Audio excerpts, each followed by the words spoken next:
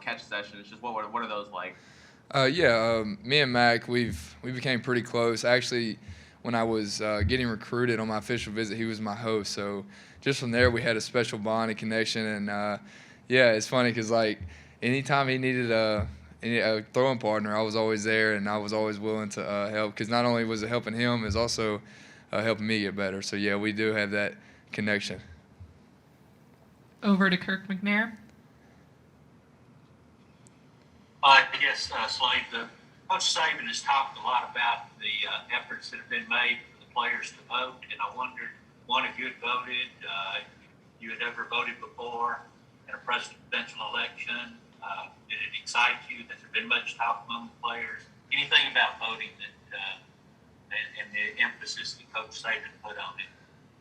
Right. Yeah, I mean, we all understand, and Coach Saban emphasizes that voting's important, and no matter what your political views are, it's important to get your view out there and what you believe, and, who should be what, and yeah, he's made it important for us to go out there and vote, and I will hopefully be attending to vote as well, and so yeah. Over to Charlie Potter. Hey Slade, I know you never want to see a teammate go down, but just now that you have this opportunity, what do you want to prove to everyone out there? Yeah, it's hard, seeing J-Dub go down. He's one of my good teammates, one of my good friends. That's always tough, and this is not the way I wanted to get this opportunity, of course. And saw Waddle today, and he's smiling and laughing and joking as always, and it was good to see a smile on his face. But yeah, I'm thankful for the opportunity. I'm just here to get better and improve each and every day. John Zener, go ahead. Yeah, so like, what is it about Mac that he seems to just calm, poised? He messes up, he tends to bounce back strongly, doesn't let it affect the next play.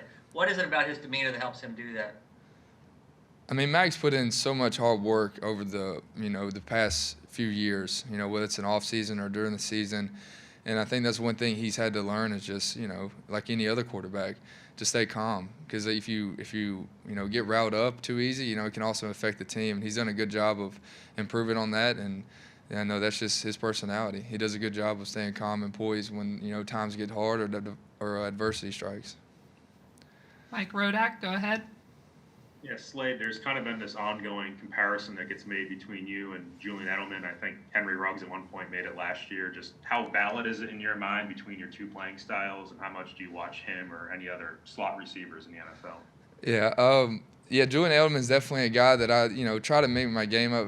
I'm thankful to be in a conversation with someone like that. But, at the end of the day, I'm just trying to be me and be the better Slade that I can be. But I am thankful to be in that conversation, and there are some ways he does certain things that I try to mimic. So, I appreciate that. James Ogletree, go ahead.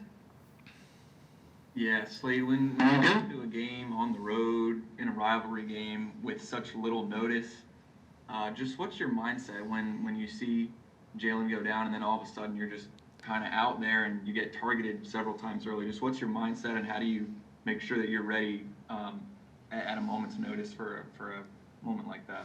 Right. Yeah, well, Coach preaches each and every day, for every player, no matter where you're at on the depth chart, no matter what position you play, it's always be prepared. Where does, film prep or practice prep, and, because you never know when your number's going to be called. And anything like that is as heartbreaking as it is, you have to be ready. And just going into the game like that, I was like, here I am, just going to do my job. And that's all I did, and that's what each and every player has to have their mindset to be. Michael Casagrande, over to you. It's like, could you just describe your skill set just as basic as it gets? So how would you describe your game? The best way I can describe my game is, I'm not going to be the fastest guy on the field, but I feel like I got a lot of heart, a lot of determination. I'm going to be able to get open and make plays, and I will catch a ball if it's around me. Back over to Tony Sakalas. Yeah, there's been a lot of focus on the receiving part of your game, but you're probably also going to take over the punt return duties. How excited are you about that? And, is that something that you kind of feel confident in showcasing your skill set in that area? Even throughout these past 2 years, I was kind of J-Do's backup in punt return as well. So, each and every day in practice, I'm working working punt returns. I'm practicing just as much as he is. But even in some games last year, I remember I was able to come in the fourth quarter, when we were up by a lot or whatever the circumstances may be. But yeah, I'm excited. I'm excited to showcase that part. It's something I haven't done in a while since high school, especially in a game. But I'm excited to do that for sure. Unless there are any others, we'll finish up with Charlie Potter.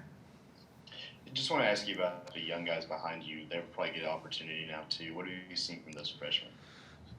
The freshman guys, they've worked hard. I think they finally understand, what is expected of them. They have to just continue to prepare and to continue to work hard, and because it's just like me, you never know when your number may be called and you have to be ready. But they've been working hard, and I think we have a great group of freshmen, good guys for sure, and I think they're going to help us out in the future for sure.